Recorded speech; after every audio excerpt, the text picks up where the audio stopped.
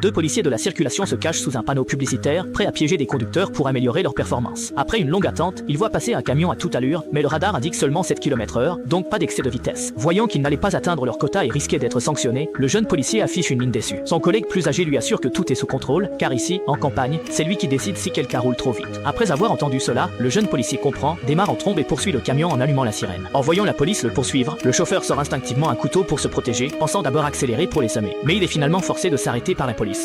Voyant cela, le chauffeur baisse la vitre et salue poliment, mais le policier lui ordonne aussitôt de descendre de la voiture. Le chauffeur, n'ayant pas le choix, descend alors de la voiture pour se soumettre au contrôle. À ce moment-là, le jeune policier arrive aussi à l'arrière du camion. En voyant que la benne est remplie de viande de porc fraîchement abattue, il manque de vomir. Il s'avère que ce type est en fait un boucher. Face aux questions du policier, le chauffeur affiche un air complètement perplexe, car il est certain de ne pas avoir roulé à 100 km/h tout à l'heure. Voyant que les deux policiers faisaient clairement du zèle et cherchaient à le piéger, le chauffeur n'a eu d'autre choix que de se retourner pour partir. Le chef, voyant que le chauffeur ne lui accordait aucun respect, a rapidement fait signe au jeune policier de lui mettre une amende, ce qui a immédiatement laissé le chauffeur perplexe. Mais à ce moment-là, le jeune homme a affiché un air de mépris, car dans ce coin, son grand frère fait la loi.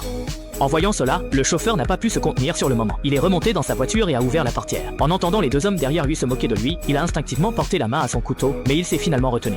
Pour éviter d'envenimer la situation, il a docilement tendu son permis de conduire au vieux policier. Mais dès que le vieux policier a su que le chauffeur venait d'une autre région, il est devenu encore plus arrogant et a directement tendu le permis à son petit frère pour qu'il rédige la contravention. Voyant qu'il n'échapperait pas à l'amende, le chauffeur s'est empressé de supplier, expliquant que sa femme et ses enfants l'attendaient à la maison, mais cela n'a fait qu'aggraver les humiliations. Lorsque le jeune homme lui tend la contravention, le chauffeur n'a d'autre choix que de la prendre en souriant.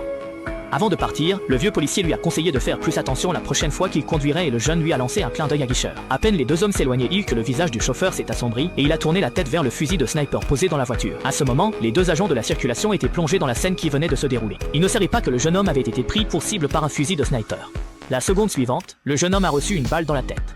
Le vieux policier était sous le choc et la voiture a dévalé la colline de manière incontrôlable. Après avoir fait plusieurs tonneaux, elle s'est enfin arrêtée. Peu de temps après, le chauffeur est arrivé en portant un bidon d'essence. En voyant la tête du jeune homme, il a immédiatement éclaté de joie. De toute évidence, il était très satisfait de son idée. À ce moment-là, il tourna la tête et remarqua que le vieux policier rampait au sol pour essayer d'avancer. Il s'est alors approché d'un pas décidé, comme s'il ne reconnaissait plus personne, et a demandé au vieux policier s'il avait besoin d'aide. Mais même au bord de la mort, ce dernier restait obstiné. En entendant cela, le chauffeur n'a pas hésité une seconde, il a soulevé la jambe du policier et, d'un craquement sec, la lui a brisée. Puis, il l'a attrapé par la jambe cassée et l'a traîné jusqu'à la voiture. Voyant l'autre hurler de douleur, le chauffeur l'a averti, dans ta prochaine vie, ne sois surtout pas aussi arrogant. Ensuite, sans dire un mot, il a sorti un couteau et lui a infligé une entaille, avant de le jeter sans ménagement dans la voiture. Après cela, le chauffeur a vidé un bidon d'essence sur toute la voiture, prêt à effacer toute trace du crime. Mais juste avant d'allumer le feu, il a souri et a glissé le procès-verbal dans la poche de l'ancien policier. Enfin, le chauffeur a allumé une cigarette et l'a jetée, envoyant définitivement l'ancien policier à pâtre. Jamais l'ancien policier n'aurait imaginé que, simplement à cause d'un petit procès-verbal, il tomberait sur un tueur et finirait par y laisser la vie.